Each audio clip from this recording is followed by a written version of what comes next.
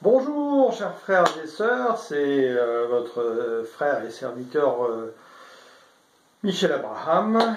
Je viens ce matin vous parler par rapport à ce que le Saint-Esprit m'a conduit de faire, sachant qu'il m'a donné des choses importantes la semaine dernière, et ce week-end et ce jour aujourd'hui. Nous sommes bien dans le calendrier de Dieu, dans le calendrier du Saint-Esprit. Depuis le début de l'année, comme je vous l'ai dit, le Saint-Esprit est en train de venir nous faire consolider nos fondations et en train de nous instruire sur des choses qui ont altéré l'Évangile, en particulier par la pensée grecque, la pensée hellénistique, où l'ennemi parfois s'est immiscé, bien évidemment. On le voit d'ailleurs dans toute notre société où la pensée grecque a considérablement mis en place notre société avec ses mots, ses règles, etc., comme la démocratie. Alors qu'en fait, le Seigneur nous a fait comprendre dernièrement en esprit que nous ne sommes pas appelés à vivre selon la démocratie, mais la christocratie, c'est-à-dire pas le pouvoir par le peuple, mais le pouvoir par le Christ. Donc voilà, et par exemple, quand le Seigneur est venu me parler en 2021, les deux choses qu'il m'a dit très importantes dont je vous ai déjà parlé, il m'a dit: les Grecs ont trahi ma parole, et la deuxième phrase juste derrière: le sel ne sert pas qu'à saler, mais aussi à la salaison, donc à conserver. Ce qui veut bien dire que l'évangile n'a pas été bien conservé et qu'il a été altéré. Et le Seigneur a mis dans mes mains un livre, je vous en ai déjà parlé également, qui est un livre sur l'évangélisation dans l'Église primitive, avec des témoignages des premiers apôtres et justement de ceux qui ont suivi juste derrière, et qui déjà voyaient à l'époque que l'évangile était altéré par la pensée hellénistique, ce qui les inquiétait énormément. Donc je comprends maintenant, aujourd'hui de plus en plus, par rapport aux révélations que le Seigneur me donne, et je pense que je ne suis pas le seul sur cette terre à recevoir ces révélations, mais nous sommes des miroirs de la vérité, donc nous devons refléter la vérité. C'est pourquoi je vous partage cela, et si vous le recevez avec la pleine conviction de joie comme je l'ai, de justice, de paix, d'amour de notre Seigneur, eh bien partagez cela parce que vous êtes aussi des miroirs de la vérité, donc parce que nous sommes le reflet de Christ. Si Christ est en nous et que nous sommes en Christ.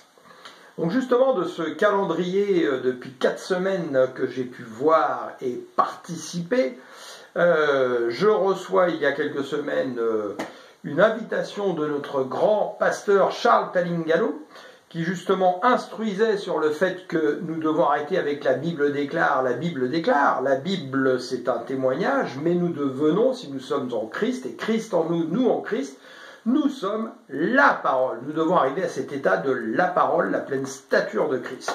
Et donc, comment cette parole doit être propagée? Elle doit être propagée en vérité. Donc, si l'évangile a été altéré, eh bien, la parole doit être alimentée par le Saint-Esprit, puisque la parole est esprit et vie. C'est pourquoi le Saint-Esprit, justement, allant dans ce calendrier où il veut que nous devenions la parole, est en train de nous instruire pour corriger ces altérations afin que notre parole soit une vraie parole d'esprit et de vérité. Nous rendrons grâce à notre Seigneur et à son Saint-Esprit pour tout ce qu'il fait en ce moment pour nous, pour ses enfants. Vraiment que vous puissiez écouter avec beaucoup d'attention ce que je vais vous dire, à le méditer, à demander au Saint-Esprit lui-même de vous conduire, de vous conduire dans toute sa vérité, de vous confirmer si cela vient bien de lui. Et je commence. Donc la semaine dernière, il m'a instruit, le paralytique s'est mis à remarcher alors qu'il attendait à côté de la piscine de Bethséda depuis 38 ans. Et donc je vous dis ce que le Seigneur m'a dit. Donc, avec un frère en Christ, je vous raconte un peu pour que vous compreniez, c'est important, par rapport à différentes choses que nous avons constatées dans une église qui se nomme justement, comme beaucoup d'églises, Bethséda, et qui malheureusement dans cette église n'ont rien à voir avec la lumière. Nous nous sommes interrogés parce qu'on s'est dit, il y a un problème. Et l'Esprit m'avait déjà mis sur une piste il y a quelques mois, mais j'ai creusé davantage. La première fois que le Seigneur m'a instruit, comme je vous l'ai dit, il m'a dit: les Grecs ont trahi ma parole, et donc le sel ne sert pas qu'à saler, mais aussi à la salaison, donc pour conserver. Étonnant, non? Alors, je comprends de plus en plus pourquoi aujourd'hui, en voyant les innombrables erreurs de traduction dues à la pensée grecque dans la Bible et qui viennent vraiment altérer, qui sont préjudiciables, pour que nous puissions rentrer en eau profonde avec le Seigneur et comprendre vraiment quelle est la pensée de Christ et vers quoi il doit nous emmener. Alors, comme je vous l'ai dit, j'ai acheté en début d'année ce livre, et dans ce livre, justement, par exemple, il y a un témoignage, justement, d'un des premiers, je dirais, disciples, vraiment des apôtres, qui ont suivi des Paul, des Pierre, etc., qui ont fait partie du 1er siècle, et qui s'appelait Tertullien. Et celui-ci nous dit « Qu'y a-t-il de commun entre Athènes et Jérusalem ?» Voilà ce qu'il dit déjà à l'époque. Et l'auteur reprend « La plupart des évangélistes de ce 1er siècle auraient pu répondre « Beaucoup ». Alors l'auteur reprend derrière « Y a-t-il alors des domaines où Athènes a pu engloutir Jérusalem au point que non seulement la forme, mais c'est bien grave, mais encore le fond de l'évangile ait été altéré. » Et il ajoute un peu plus loin, « Laissons-nous particulièrement conduire par l'Esprit qui vient, j'ai pu le constater, moi je vous le dis aussi depuis 6 mois, mais encore plus depuis le début de l'année, corriger les interprétations erronées de la parole à cause de la langue grecque. » Dans Acte 2, 17, il est dit « Dans les derniers jours, dit Dieu, je répandrai mon esprit sur toute chair. Vos fils et vos filles prophétiseront. Vos jeunes gens auront des visions et vos vieillards auront des songes. Oui, sur mes serviteurs, sur mes servantes, donc ceux qui le servent.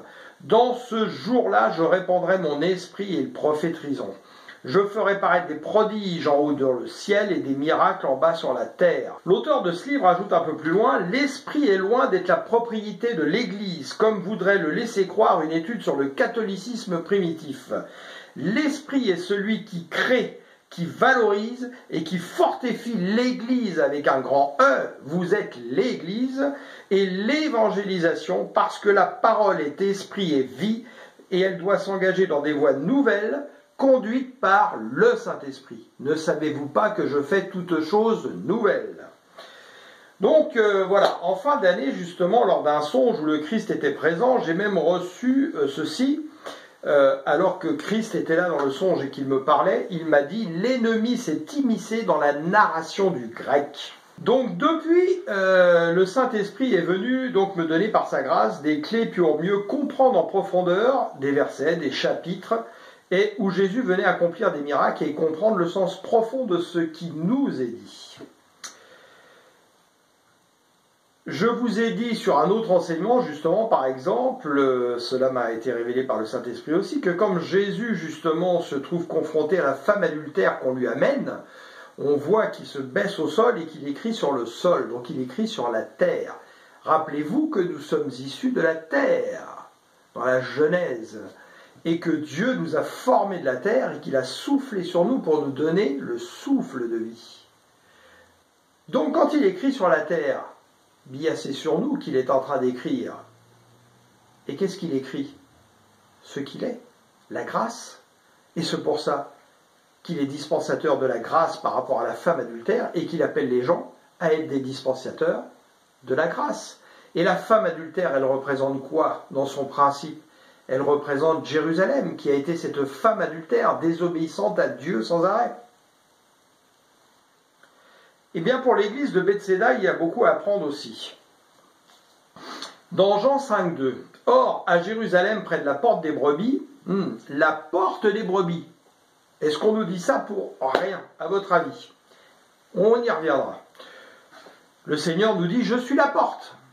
Tous ceux qui sont venus avant moi étaient des brigands. » Il y a une piscine qui s'appelle en hébreu Bethesda et qui a 5 portes. Ça, c'est ce qui est écrit dans la Bible. Donc, je vous invite dans ces cas-là, quand vous lisez des choses aujourd'hui avec des mots hébreux comme ça, d'aller chercher, creuser. Donc, si vous allez par exemple sur le site EMCI, qui est bien fait, vous pouvez taper les codes Strong. Donc, en grec, comparer le grec et l'hébreu, c'est là que vous allez avoir des grosses surprises. Le code Strong de Bethesda, en grec, c'est 964. Le code Strong, on trouve la maison de la miséricorde, ce que tout le monde connaît pour la plupart aujourd'hui. Le nom d'une piscine, donc près de la porte des brebis, à Jérusalem. et dont on dit que les eaux étaient curatives et qu'un ange venait plonger dedans pour guérir, etc. En hébreu, ce n'est plus Bethesda, c'est Bithjocha, qui veut dire mépris de l'Éternel, qui est le nom aussi d'une ville proche de Beersheba. Et la racine de ça vient de Baza, qui veut dire mépriser, dédain, regarder avec mépris. Ça n'a rien à voir avec la maison de la miséricorde. Et le mépris de l'Éternel, est-ce que cela ne nous rappelle pas justement l'ancienne alliance, où le Seigneur vient faire une alliance avec le peuple hébreu qui sans arrêt le dédaigne, justement, et ne respecte pas sa parole, et justement a un mépris pour l'Éternel. Alors, on est bien loin de la maison de la miséricorde. Je lis la suite. Sous ces portiques, alors je vous rappelle que sous ces portiques, il y a une tour qui s'était écroulée alors que des Juifs venaient dans cette piscine pour se purifier. Étaient couchés un grand nombre de malades, des aveugles, des boiteux, des paralytiques qui attendaient le mouvement de l'eau. Jésus dit lui-même qu'il est venu dans ce monde pour appeler à la guérison, la repentance des malades.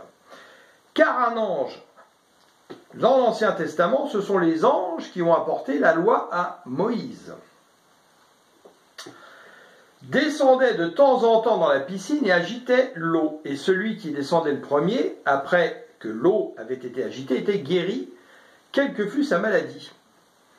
Là se trouvait un homme malade depuis 38 ans. Jésus, ayant vu couché et sachant qu'il était malade depuis longtemps, lui dit « Veux-tu être guéri ?» Vous remarquez qu'il dit « Veux-tu être guéri ?» Il ne dit pas « Tu es guéri ». C'est de nous que doit venir la demande à chaque fois vis-à-vis du Seigneur. Il respecte notre liberté. Le malade lui répondit « Seigneur, je n'ai personne pour me jeter dans la piscine quand l'eau est agitée et pendant que j'y vais, un autre descend avant moi. Est-ce que le Seigneur prend le malade pour l'emmener dans l'eau ? Bien sûr que non. Parce que cette piscine représente justement le mépris de l'Éternel, l'ancienne loi justement méprisée par le peuple hébreu qu'il n'a jamais respectée, qui ne pouvait pas l'amener au salut. Et Jésus dit « Lève-toi ». Prends ton lit et marche. C'est simple, c'est clair, c'est net. Il n'y a pas des discours et des prières pendant une demi-heure. Il parle avec autorité, puisqu'il est le chemin, la vérité et la vie. Aussitôt, cet homme fut guéri, il prit son lit et il marcha. Waouh! C'était un jour de sabbat. Les Juifs dirent donc à celui qui avait été guéri, c'est le sabbat, il ne t'est pas permis d'emporter ton lit. Il leur répondit, celui qui m'a guéri m'a dit, prends ton lit et marche. Ils lui demandèrent, qui est l'homme qui t'a dit, prends ton lit et marche? Mais celui qui avait été guéri ne savait pas qui c'était, car Jésus avait disparu de la foule qui était dans ces lieux. Depuis, Jésus le trouva dans le temple et lui dit, voici tu as été guéri, ne pêche plus de peur qu'il ne t'arrive quelque chose de pire. Il nous encourage non seulement à ne plus pécher, donc dans nos vieilles habitudes, mais justement peut-être aussi de ne pas aller dans nos vieilles habitudes, là, qui sont d'aller chercher notre grâce dans la loi, alors que nous ne trouverons pas notre grâce dans la loi. Bref, Jésus montre la nouvelle alliance bien supérieure à l'ancienne, je vous laisse lire les écrits de Paul de Tarse qui en parle, et à ne plus se soumettre à l'ancienne loi. Les vieilles outres, les nouvelles outres. En conclusion, 2 Corinthiens 3, 7. Or, si le ministère de la mort, gravé avec des lettres sur des pierres, a été glorieux, au point que les fils d'Israël ne pouvaient fixer les regards sur le visage de Moïse à cause de la gloire de son visage, bien que cette gloire fût passagère, combien le ministère de l'Esprit ne sera-t-il pas plus glorieux? Si le ministère de la condamnation a été glorieux, le ministère de la justice est de beaucoup supérieur en gloire. Et sur ce rapport, ce qui a été glorieux ne l'a point été à cause de cette gloire qui lui est supérieure. En effet, si ce qui était passager a été glorieux, ce qui est permanent, Christ, c'est permanent, est bien plus glorieux. On ajoute un peu plus loin, nous ne faisons pas comme Moïse qui mettait un voile sur son visage pour que les fils d'Israël ne fixassent pas les regards sur la fin de ce qui était passager. Voilà. Donc, ce que l'Esprit n'a cessé de me rappeler, ce que Paul de Tarse faisait également particulièrement dans Corinthiens, Hébreux et Romains, c'est que nous devons, et particulièrement dans ces temps mauvais qui s'approchent et qui ne sont malheureusement qu'au hors-d'œuvre, que nous devons cesser de donner aux enfants de Dieu en Christ, par Christ et pour Christ, devenu l'Esprit vivifiant qui souffle le Saint-Esprit pour régénérer les croyants par la foi, des méthodes de l'ancienne alliance pour se fortifier en le Christ. Elles n'étaient que l'ombre des choses à venir, et seul Christ est le consommateur de la foi. Seul ce qui a une portée hautement messianique dans l'Ancien Testament, préfiguration comme un pédagogue, comme le dit Paul de Tarse, peut fortifier et édifier en Christ pour faire comprendre d'où nous venons. Notre avenir est dans le Nouveau Testament et nous devons chercher à creuser, porter et conduit par l'Esprit de Dieu pour venir en eau profonde, pour pénétrer le mystère caché dans tous les âges, Christ. Luc 9, 62 nous dit d'ailleurs, un autre encore lui dit, je te suivrai Seigneur, mais permets-moi d'abord de faire mes adieux à ma famille. Dans la famille, là, est-ce que ce n'est pas justement pareil, la famille justement née sous la loi ? Jésus lui répondit, celui qui regarde derrière lui au moment où il se met à labourer avec sa charrue n'est pas prêt pour le règne de Dieu. Donc cessons de regarder en arrière, mais regardons devant. Ce qui nous concerne, c'est l'évangile de Christ, les épîtres et la parole vivante qui nous est soufflée par le Saint-Esprit pour que nous devenions la parole créatrice, car toute la parole a été justement créatrice, le monde a été fait par la parole qui a créé et manifesté.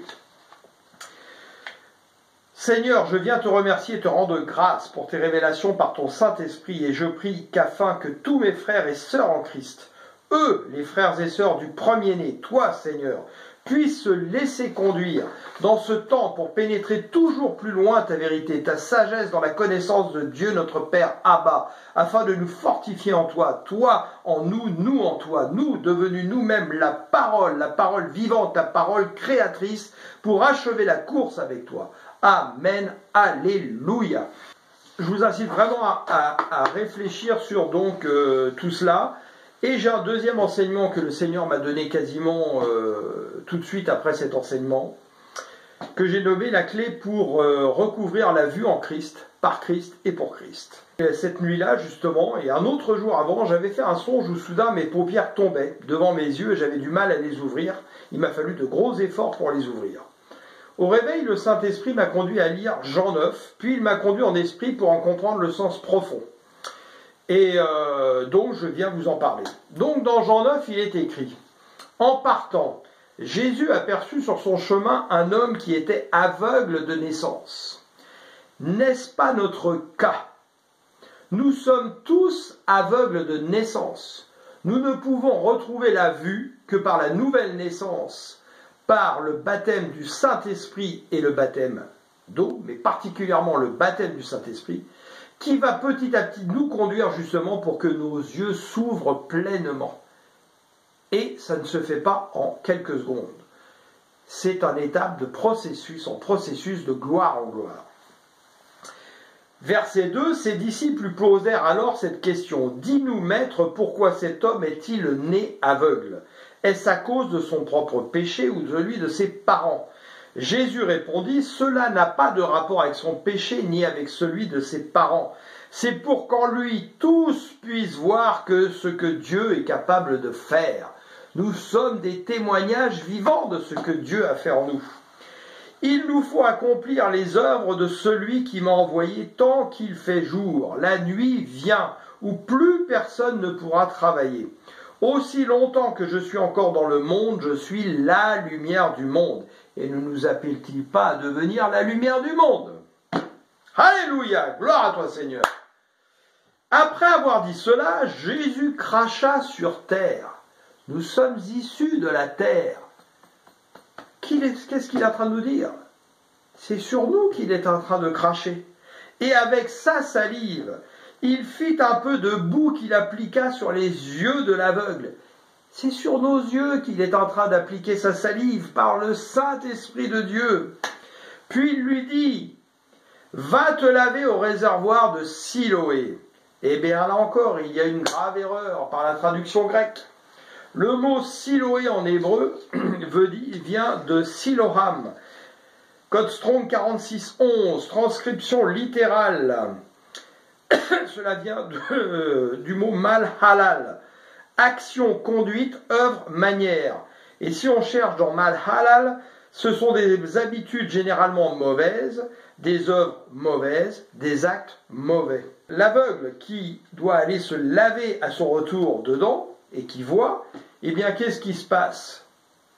Il est venu avec ce que le Seigneur vient de lui donner, se laver de ses mauvaises habitudes, de ses mauvaises œuvres, pour pouvoir recouvrir la vue. Alléluia. C'est incroyable, hein, notre Seigneur, tout ce qu'il peut faire pour nous quand on comprend en profondeur sa parole. Les versets se continuent, les uns affirmaient c'est bien lui, d'autres le niaient, ce n'est pas lui, c'est quelqu'un qui lui ressemble. Quant à lui, il disait c'est bien moi. Alors on le questionna, comment se fait-il que tes yeux se soient ouverts? Il répondit, l'homme qui s'appelle Jésus a fait un peu de boue, m'en a frotté les yeux, puis il m'a dit, va à Siloé et lave-toi, va à Siloé. Donc va où tu as tes mauvaises habitudes, tes mauvaises œuvres, et justement lave-toi de tout cela. J'y suis allé, je me suis lavé, et d'un coup j'ai vu clair. Waouh, alléluia, puissions-nous tous voir clair. Merci Seigneur. Et ils lui demandèrent, où est-il? Je n'en sais rien, répondit-il. On amena l'homme qui avait été aveugle devant les pharisiens. Or, c'était un jour de sabbat que Jésus avait fait de la boue pour lui ouvrir les yeux. Les pharisiens lui demandèrent donc à leur tour comment il avait recouvré la vue. Il leur a répondu, il a mis de la boue sur mes yeux, je me suis lavé et maintenant j'y vois. Ah, alléluia! Là-dessus, quelques pharisiens déclarèrent, cet individu ne peut pas venir de Dieu puisqu'il ne respecte pas le sabbat. Christ, le maître du sabbat, il est le repos de Dieu. Matthieu 11, 28, venez à moi, vous qui êtes fatigués et chargés, je vous donnerai du repos. Prenez mon joug, vous, et recevez du repos. Recevez mes instructions, car je suis doux, humble de cœur, et vous trouverez du repos pour vos âmes, car mon joug est doux, mon fardeau léger. Pourtant, d'autres objectaient. Comment un homme pécheur aura-t-il le pouvoir d'accomplir de tels signes miraculeux? Ils étaient donc divisés. L'Esprit m'a conduit à comprendre ceci à travers ce miracle. L'Éternel, l'Alpha, le commencement, nous a formés de la terre. Il a donc soufflé sur nous en donnant le souffle de vie. Là, Jésus de Nazareth, le Nazoréen, encore une erreur de traduction grecque. Ce n'est pas le Nazaréen à l'origine qui est dit, c'est le mis à part, le Nazoréen, le consacré, et non pas celui qui vient de Nazareth. Le Christ, le Messie, 100% homme, 100% Dieu, Dieu en crachant par terre, c'est sur nous, issus de la terre, qu'il vient cracher son salut, la guérison, afin que nos yeux s'ouvrent. Et en allant demander de rincer nos yeux dans le bassin, il nous demande de nous laver de nos mauvaises œuvres, de nos mauvaises habitudes. Waouh, merci Jésus, gloire à Dieu et à ton Saint-Esprit. Qu'était dit un peu plus loin en fermeture de ce chapitre? Jésus dit alors, je suis venu dans ce monde pour un jugement, qu'un jugement ait lieu, pour ceux qui ne voient pas voient, et que ceux qui voient deviennent aveugles. C'est encore le cas aujourd'hui, dans beaucoup d'églises. Ceux qui disent qu'ils voient ne voient pas. Alors prenons garde, et j'en ai fait partie, je m'inclus toujours dans ce que je vous dis. Des pharisiens, donc des religieux, qui se trouvaient près de lui entendirent ces paroles et lui demandèrent « Serions-nous par hasard aussi des aveugles ?» Et qu'est-ce que répond le Seigneur? « Si vous étiez de vrais aveugles, leur dit Jésus, vous ne seriez pas coupables. Mais voilà, vous prétendez que vous voyez aussi votre culpabilité reste entière. Et n'est-il pas dit qu'on en demandera d'autant plus à ceux qui ont reçu, ce qui était le cas de ces gens-là? Alors prenons garde. Et instruisons-nous, cherchons, creusons, rentrons dans les profondeurs de notre Seigneur, avec l'aide de son Saint-Esprit. C'est très important. Et pourquoi ajoutera-t-il également, dans Matthieu 18, 9, si ton œil te fait tomber dans le péché, vous remarquez qu'il dit ton œil, pas les yeux, j'en ai déjà parlé, parce qu'il parle de l'œil de la conscience, celui qu'on appelle le troisième œil. Arrache-le et jette-le au loin. Eh bien, arrache cette conscience mauvaise, cette conscience qui est ténèbre. On ne va pas s'arracher un œil, c'est pas ça que veut dire la parole. Car il vaut mieux pour toi entrer dans la vie avec un seul œil, donc un œil dans la vérité, que de conserver tes deux yeux et d'être jeté dans le feu de l'enfer. Matthieu 6, 22, l'œil, encore une fois, pas les yeux, l'œil est la lampe du corps. Ce troisième œil qui est notre conscience. Et cette conscience, elle va être guidée par le Saint-Esprit. Plus nous allons nous laisser guider par le Saint-Esprit. Et donc cette conscience va être de plus en plus lumière, car il n'y a pas rien entre Bélial et Christ. Il n'y a rien entre le prince de ce monde et Christ. Il n'y a rien entre la lumière et la ténèbre. Et donc il rajoute, mais si ton œil est en mauvais état, tout ton corps sera dans les ténèbres, sachant qu'en hébreu c'est pas les ténèbres mais la ténèbre, ce qui est encore une erreur, parce que c'est important, il n'y a que la lumière Christ, donc s'il y a la lumière Christ, il y a la ténèbre, le malin, c'est encore une erreur de traduction. Si donc la lumière qui est en toi est ténèbres, combien seront grandes ces ténèbres? Nul ne peut servir de maître, car ou il haïra l'un et aimera l'autre, ou il s'attachera à l'un et méprisera l'autre. Vous ne pouvez servir Dieu et Mammon. Donc en nous, si nous sommes nés de nouveau, appelés à grandir en Christ, Christ en nous, nous en Christ, nous ne pourrons pas avoir en nous la lumière et la ténèbre. Voilà ce qu'il nous dit. Et donc, dans notre cœur, nous adorons du cœur et non pas du bout des lèvres, comme nous le dit le Seigneur, nous devons adorer la lumière et nous comporter comme le reflet de la lumière. Voilà, donc je veux vraiment rendre gloire à notre Seigneur et je prie pour que le Seigneur vraiment vienne nous aider, afin qu'il vienne nous chercher là où nous nous sommes égarés par la pensée du monde, par le malin qui s'est immiscé dans la pensée grecque et qui vient trahir la profondeur de l'Évangile. Et je rends gloire à notre Seigneur, devenu l'Esprit vivifiant, qui souffle sur nous son Saint-Esprit, pour nous conduire dans toute la vérité, nous régénérer dans la foi. Grâce soit rendue à notre Seigneur, de grâce imméritée pour nous permettre de recouvrer la vue, la véritable vue. Amen, alléluia.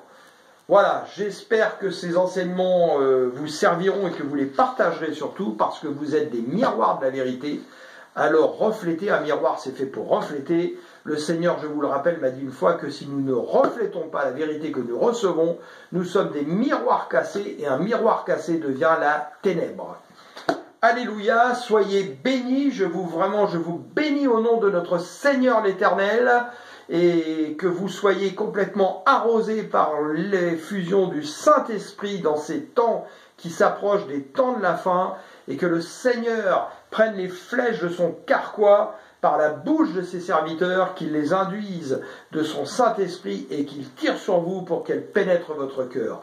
Alléluia, gloire à Dieu, Amen.